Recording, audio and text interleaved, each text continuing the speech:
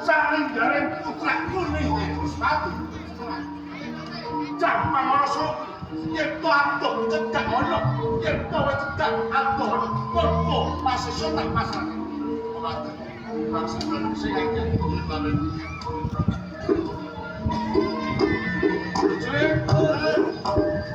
Kato ana ing durung ana kerangkat. Jandanan kali bawan medion lan barang. Ngomong masyarakat tak bubar.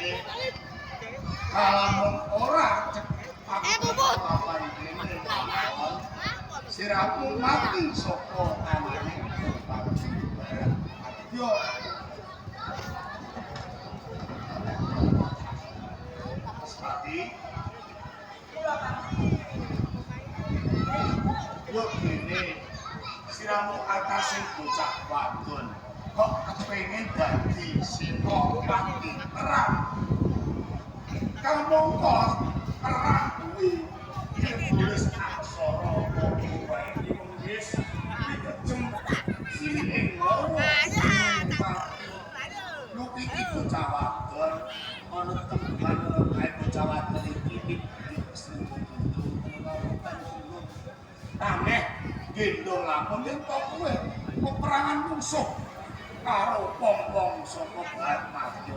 Nek entuk kamenangan.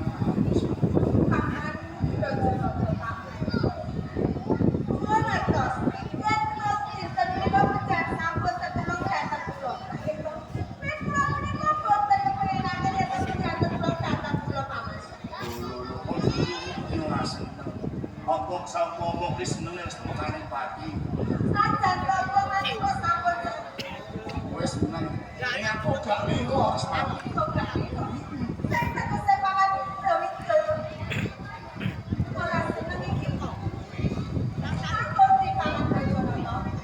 Asmati, kowe iki bocah sing isih umur karo barang isih prawas menit air rupamu nek nganti kowe cilik isih kulitmu dicet barang pati ora mewakilake romomu sing kelangan kuwi aku kudu ngrasake nang kelangan Yen aku mati, sing kira aku wong tuaku ora pulang pangan Bajono. Kok menelan. Tegese apa?